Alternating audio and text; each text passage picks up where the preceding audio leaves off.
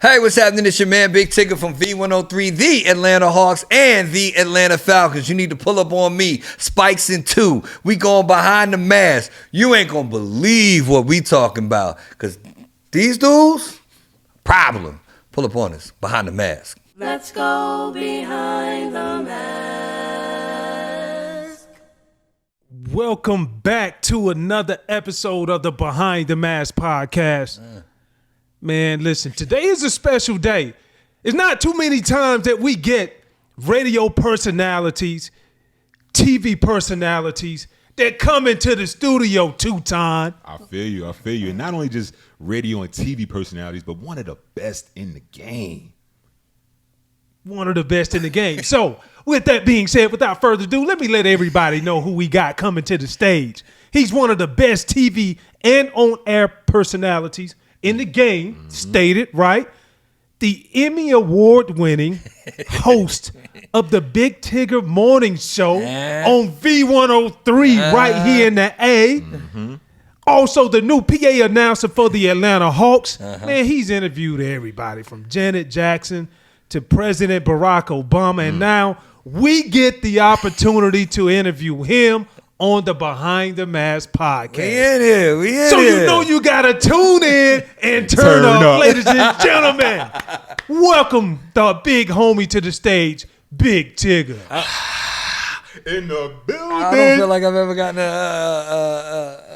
an announcement like that. Hey, man. It's the first time on the show. We had to do it right, I baby. appreciate it. What's What's good? My brothers. Yeah. Yeah, I'm excited to be here. I've watched it online, so now I'm excited to be sitting behind the mask. No doubt. And we're about to take you behind the mask. Okay, that's what's happening. No doubt. Everything good, though? Yeah, I'm. Listen, man, I have zero complaints. I'm alive. I ain't got no cooties.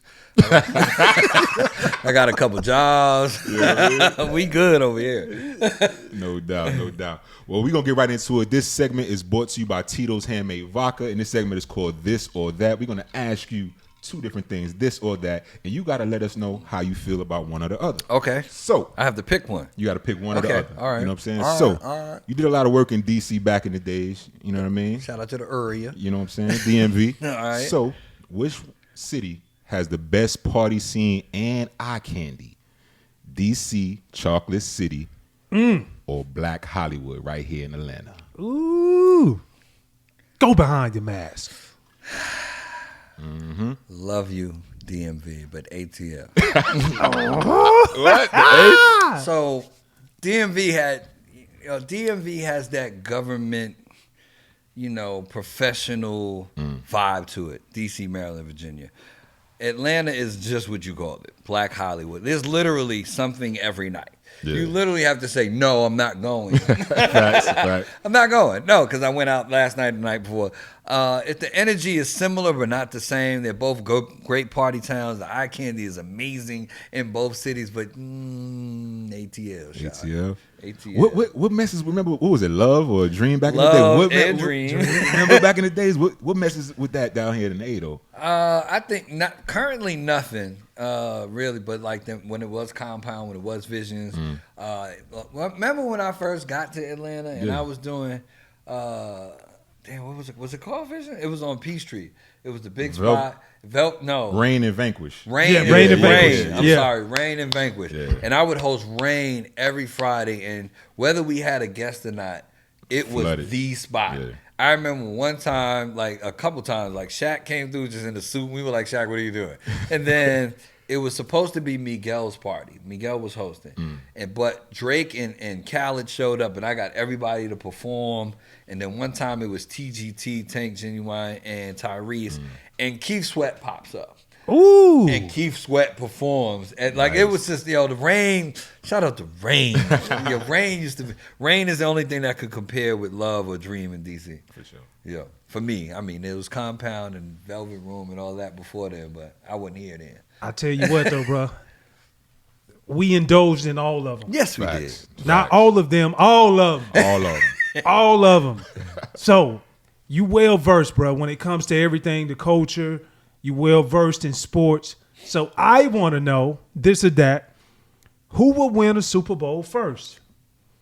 The Washington football team or the Atlanta Falcons? vested interest right here. You're going to lose a lot of friends. I'm not. As a duly and newly hired in-game host / DJ for the Atlanta Falcons, I'd like to say, you see the logos, we here. Yeah. I'd like to say that the Falcons would win first. I don't believe that. I think the Washington football team, especially with their defense, they still got some little things to do, like in the secondary. But I think their defense, if they get a quarterback in place and they got enough weapons on offense, they're closer to the conversation. And by the time we get a quarterback, Tom Brady will be finally ready to sit behind that. He'll get out of the way.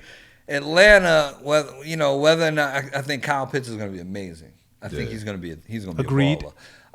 Whether or not we missed out on Justin Fields or whomever is going to be a question mark for that, because I don't know who's leading the class this year. Clearly, next year we need to go QB. Yeah. Obviously. And offensive line. Matt Ryan doesn't look as old if his line is. If you give him line, look, Tom older than him. Yeah. Tom sitting back there like, Gronk. Yeah. Mike Evans. Godwin. He's whatever he want to do. Yeah. So I think if they invest in the offensive line, that might help Matt Ryan out. You might not have an immediate need at quarterback. I think they're hopeful that Josh Rosen. Hopeful. I mean, it was a number one draft pick. So they're hopeful that maybe if he's in the right system with no pressure now as a backup, he can learn and learn and learn and learn. And then if they figure it out, or maybe he steps up, maybe he doesn't. But I think the WFT will win one before the Falcons because they should have won the last one. But we ain't gonna talk about that. That's crazy. That's the game we don't talk about. Right. That's wild. Wasn't the city just deflated? I don't want to go back to that, but was it? All right. Listen, that cost me some money while you're keeping it 100. This is when Jamel and Mike was on doing his and hers. Yeah. I was gonna be the Atlanta person on the scene for the parade and all that. I was gonna be checking in on ESPN like, yo, Jamel is crazy out here. Like they was gonna send the cameras. I was ready. And then I wasn't ready. Yeah. Crazy, man. Hey, let's move past that. Let's move past that. Shout out to my Falcons. Shout out to my football team. No doubt. So obviously you are versed in the music space, you know what I'm saying? So we're gonna talk about the verses everybody talking about. Okay. This or that. Who you got? JD or Diddy? Okay, so why it does not make a good versus is because the energies are completely different. While Diddy can do a lot of R&B, he also has all of this wealth of hip hop records over here. JD has some hip hop records not quite to the level of Diddy, but JD's R&B records is smashing. Facts. Diddy's records. So that's where it's a little different, because JD does have probably 20 number one records, but most of them are going to be like ballads or mid-tempos and things of that nature. Diddy going to hit you with stuff that might not have been it might not have been a number one, but when he drops Victory, everybody goes. Yeah. They feel like they're about to walk out the tunnel, right? Like that. So I think, and I've interviewed Swiss and asked him about it, and when he tries to match the energies in the battle as well as the catalogs, because when he was talking about Missy, and he was like the only person he could really see was Busta, only because of the energies. That would be dope, though. I'm not mad at it. I still would love to see Usher, Chris Brown. I still would love to see I'd love to see No Limit, Cash Money. That's what I'm. That'd be tough, Bruh. That's waiting on that. That's the thing. But I would rather, if it's a So Def Bad Boy thing, I think you do it and then y'all go on tour. Facts. So that everyone wins. But I think if they go head to head, I think Diddy narrowly wins just because he got more bangers. He got more like club bangers. Yeah. No, and that's no shade to JD. JD got all the R&B over here. Like he's got, no doubt. He got songs that people gonna sing until we dusty. So I mean, it's just different energy. Yeah. It speaks for itself, and I think more than anything, what Verzuz what they have been able to do in the hip hop culture. If you rap, you come up with some hits. Bruh, after X amount of time, like nobody remembers. Facts. And Verzuz have done a great job of building that platform so guys can go out. And to your point, if it happens, man, let's go on tour and finish this thing. Everybody wins. That's the goal. Yeah, you get a Verzuz, you're almost guaranteed to be out. Like everybody who's done a Verzuz, especially in the new iteration of it, where it's like performances, almost all of them are out doing shows. Yeah, like almost all of them, and then their catalogs on the stream go up so hard. It's financially beneficial. So I mean, shout out to Timberland and Swiss. It's been an amazing thing that not only helped us get through the pandemic, but is afforded a way to give flowers to lots of people that deserve them. So Verzuz is amazing. No doubt. All right, bro. So we got to go back to the humble beginnings. Rap City raised me in the basement. Hashtag. Bro, like, to catch everybody up, man, and even myself, like, what was it like in that era, dog? Like, you were with the best in the game. Still are today, but, like, we got to bring everybody back to life. Yeah. It was great for me as not only somebody interviewing, I was a fan.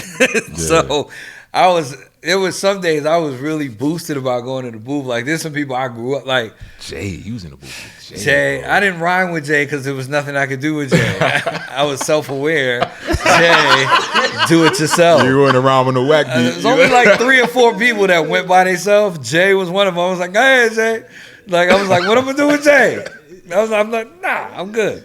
But having the opportunity to not only 5 days a week, 2 hours a day, bring the fabric of hip hop to the world. I think it was like 72 million homes. I was like at BET at the time. So I was, like, it was just fun not only to be able to talk to, converse with, and bring the the energy that each artist was bringing, but then to go in the booth and create some things that had never been seen before. Now there's a billion ciphers and whatever you want to call them, and so, which is cool. But you were the first. Right. I mean, it was enjoyable. It is amazing. I am extremely proud that this is 2021. I haven't done that show since 2006. There has not been a single solitary day that someone has not said, bring back Rap City. Right. 15 years. Right. 15 years. Like, so, I mean, if I fell off the planet tomorrow and y'all had to put me in the box, I know that forever that thing is, you know what I'm saying? That is a thing. Yeah. That's the legacy play for. I mean, the hashtag, one of my friends, shout out Becky. Becky came up with the idea, hashtag Rap City raised me. She was like, yo, it raised me. And I was like, let's run with it. So, I mean, and then when I wear it and people buy it and wear it at BigTigger.com, people say. Self-plug. People, like, they really be like, nah, that's the truest thing. That's the realest thing you ever seen on a shirt. And I was Real like, talk. So I appreciate everybody, and I really appreciate YouTube. YouTube has kept me popping over the last 15 years because people just keep posting it. And it's not like BET keep putting them out. Other people, like people who are fans, like they keeping it alive. So you may get one more glimpse at Rap City before 2021 is out. Oh, okay. You haven't heard this anywhere else besides Behind the Mask. Okay. You may. There's a strong possibility that you get at least one more glimpse. One more. At Rap City, the basement, before 2021 is over. Nice. So I'm going to say about that right there. No doubt. Were you ever nervous going in the booth behind somebody or before somebody? Like who had you shook before you went in the booth when you like, I got to drop some, my 16 got to be hot because my 8 got to be hot because somebody's coming behind me. It's just the two people that stuck out was Jay-Z and Sauce Money. I didn't want to go behind either one of them. I was like, I just knew what it was. Yeah. But I something in me, I don't know what it was, that you have to go in there with Eminem because it's just a moment. You have to go in there with, so I just enjoyed, like for me it was fun mostly. Yeah. There were a couple people who were targeted. I didn't believe in it, so I might have went a little harder. But ultimately I was nervous most of the time. Like there's 72 million homes, you know what I'm saying? And no matter what, I think what was crazy and beneficial, it was a plus and a minus. The beneficial part is for an artist, like if you show out in the booth, everyone saw it, right? Right. In 2021, the booth could end your career with social media and the internet. So I I thoroughly enjoyed it. Sometimes I was nervous, but most of the time I was just having fun. I was like, I had went in there with Rakim, KRS-One, Big Daddy Kane. It was LL Cool J. Like, me and Ludacris had some epic things. We had Rhapsody the Bashment, which was me, Buju Banton, and Elephant Man. We had that thing. When I go to Jamaica, they still talking about Rhapsody the Bashment. There was so many epic moments. Destiny's Child. I had Mary J. Blige. We had He Who Shall Not Be Named Anymore on trial in there. Yeah. We had exactly. Everybody who was somebody wanted to come through, and it was an amazing time to keep it 100. Like I still look back at it like, we was killing them. Dog, you still gloating over here. Yeah, it feels good. I mean, to know that y'all play, like, to know that you left a mark, like you did something that meant something. Yeah. So even when you gone, somebody will be like, he did that. You know what I'm saying? That's kind of a really cool feeling. No doubt. Yeah. Simple, smooth, and every sip as easy as the last. Tito's handmade vodka tastes just as good with tap water as it does with your favorite mixer. Back in the day, Tito distilled, hand bottled, taste tested, sent to a few friends, then taste tested again to give you the finest juice around. No frills, no flavors, no fancy labels, just the good stuff. Just Tito's. For recipes, videos, and more, visit Tito'sVodka.com. Distilled and bottled in Austin, Texas. 40% alcohol by volume, namely 80 proof. Crafted to be savored responsibly. So I know you hoop. Came to a couple of your Big Tigger classic basketball games. We're going to get into that in a minute. Okay. Did you ever play football? And then Yes. 2, what got you into the love for music? Yeah, take the football thing because we want to get some. Okay, football, yes. I played football freshman through junior year. I played my freshman year You can't even say you're at so one nervous. school. Something I happened. got kicked out of that school and then went to public school. But I played tailback and free safety. You know the next question. Yeah, Come on with it. You just stop there. Did you put it down? I was medium. I was better at free safety than tailback, and I was good at tailback. But we had some alpha dogs at tailback. Like I was like second, third string out tailback. I was starting free safety, and I think my freshman year I had 3 interceptions. We only played like 6 games in freshman ball, and then my junior year I think I had. I was man, you don't throw it. I was lurking. And by my junior year, I was also the 3rd string quarterback, only because I knew how to run the option when the other 2 people got hurt. So, and I was kind of a tailback. So you know what I'm saying? It's kind of like, but yeah. I mean, I ended up running track seriously senior year, late junior year to senior year. And that's how I got to the University of Maryland on a partial track scholarship. And then, of course, they want all the track people to come out for, like walk-ons or whatever. And the cornerbacks was bigger than me at that time. I was like, when I got to college, I was like 5'7", 5'8", 160. And I was like, cornerbacks was like, what you want to do? I was like, nothing. I walked past the linebacker and had a neck like Takeo.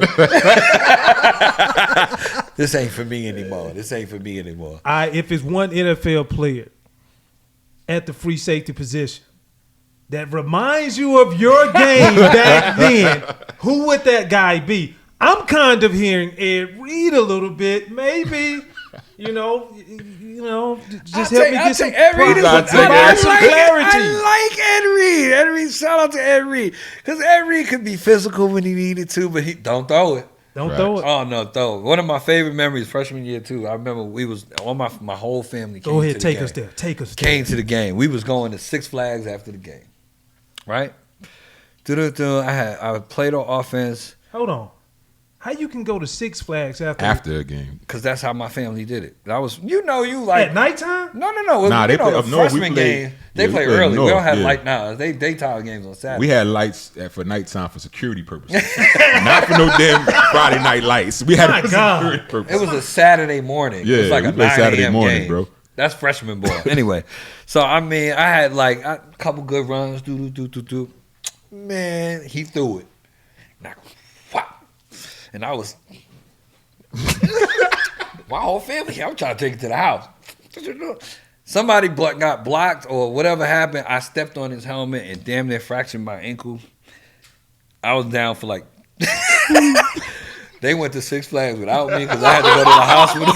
They left you, yo. My dad stayed. The only one stayed with my dad. My dad took me to the hospital. Everybody else went to Six Flags. And they was like, son. And I was like, I'll never forget that. Shout out to my family. I love you, even though you left me.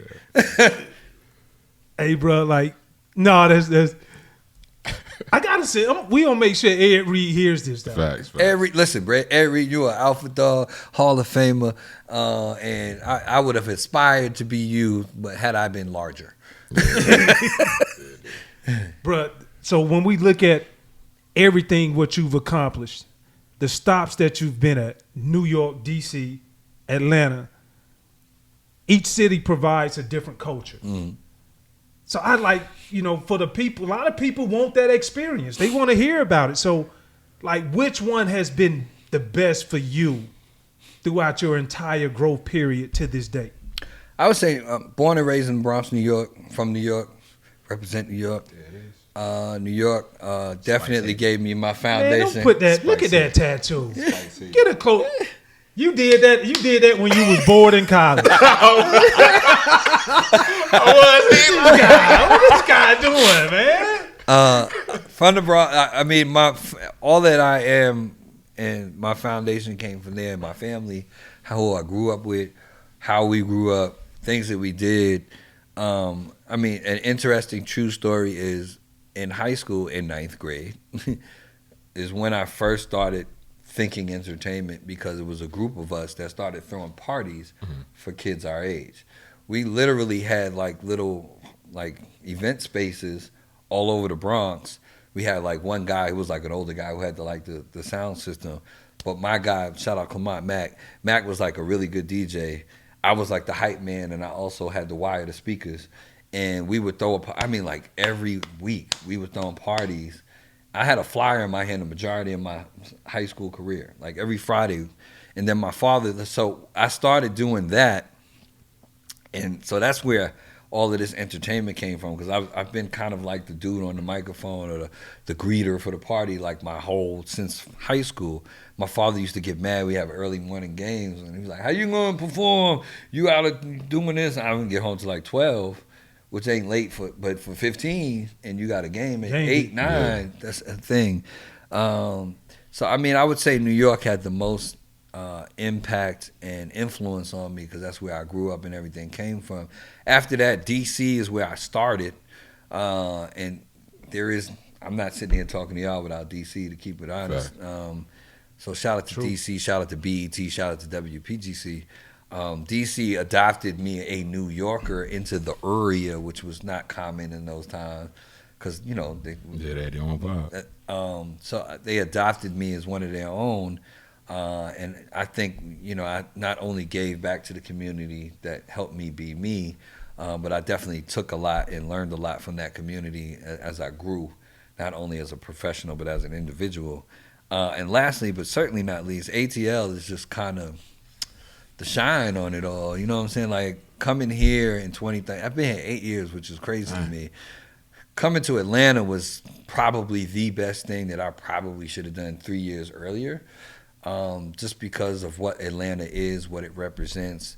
We have, the same kind of energy. It's the turn up capital. And you don't do nothing halfway here. Yeah, I mean, you try. Go to the grocery store. Go to the grocery store. You see all the chicks. Ooh, it's popping. Makeup, everything. Lashes, all that. So, I mean, each situation, and I've also worked in Miami. I've worked in Detroit. Each situation is definitely lended something to my success and to where I'm at now. So I'm appreciative of each space, but I think New York definitely had the most influence. For sure. I would say the same thing. I know Spike says. You know what Spike says?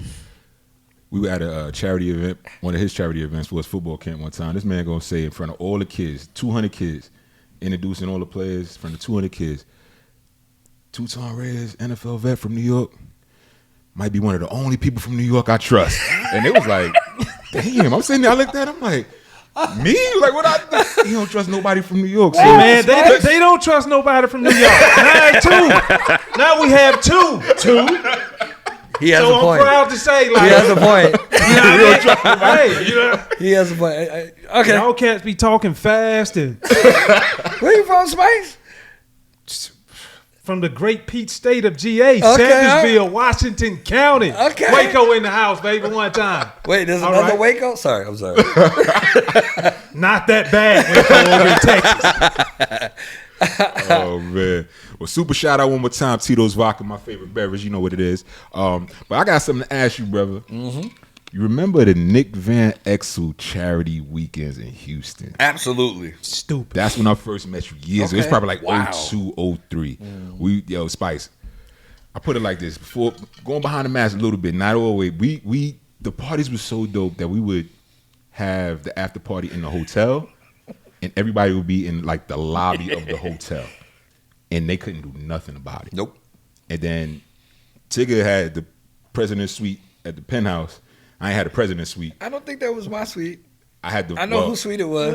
Well, you was there. It was another professional. Okay, leave it at that. I was next door though. I had one of the. Yeah, I was next door. I had one of the vice president's suites. I think I had the ambassador. Y'all was above me. Listen, but Nick Van Exel charity weekend, obviously Tigger weekend. Your joints was popping. Thank you. My brother Spikes had some dope weekends. Yes. Which one had the dopest pool parties? Oh, I didn't have any pool parties, so I lost. Nick's thing was dope, but it was at like a public pool, and I'm so happy there wasn't social media back then. But Right. it was cool, but it was Not live. both. 51 ways. Listen, that backyard is. I'm so sad it's gone. I mean, you know, You should have called me. I might have bought it just for the backyard. I mean, Listen, don't you have a pool? I do. Reload coming. But I thoroughly what I enjoyed about your pool parties was the cross pollination of people. Like one time I'm sitting next to Fletch. You love Fletch. And then sometime I'm sitting next to an artist or whatever, and it was just cool. The energy was always good. The food was always good. We had Premium. and I mean, and the whole, I mean, the pool was just the pool, and then what's the ambiance. the structure. Oh, the cabana, gazebo and the cabana. The Yeah. gazebo Yeah. was just, I mean, unmatched. with the So, thatch roof. I literally, Thatch roof. there were 2 Details. years, I've been here 8 years. There was 2 years I couldn't make it, and I think I cussed you every day. I was like, you sure you don't want to move? I had something to do. It was something I look forward to every summer. So, his pool parties were amazing. They were a lot of good times, a lot of good people. You remember this one time I found somebody, like one of my favorite athletes of all time, Bo Jackson. And I walked into my laundry room and I found one Bo Jackson shoe. And I was like, what the hell is that? I don't even wear like a size 11 or whatever it was. And like 30 minutes after I found the shoe, somebody called me. Hey dog, listen. I don't know where. I just walked out of your house with one shoe.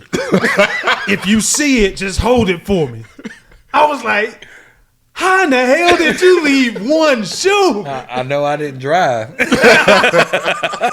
Somebody else drove that time I left y'all. That's the only thing I could really add it up to. But I literally got home and got out the car and was like, hey man, somebody got my shoe. They was like, what you mean? I was like, I only got. It was like, you had to leave it up there. That's when I hit you like that. And he was like, and then here's the funny part. A year and a half went by. Yeah. Because I missed the next pool party. That was one of the pool parties I missed the next summer. So from a year from the pool party to the next pool party, and then maybe 3, 4, 5 months later, I finally get the shoe back. I done bought another pair. I had to, though. I love those Bo Jackets. The Tiffany joints, they was mean. No, they was cold. Cold-blooded, bro. Hey man. But that, again, his pool party. Facts. It was what I really liked about it is it was a safe space. Facts. Like I didn't feel like You ain't no security really. Like it was never no drama. I didn't feel like I need to be on guard and who's them. Yeah, that's what was really dope about it. Because I was like, Spikes joint, where we going? What time? When?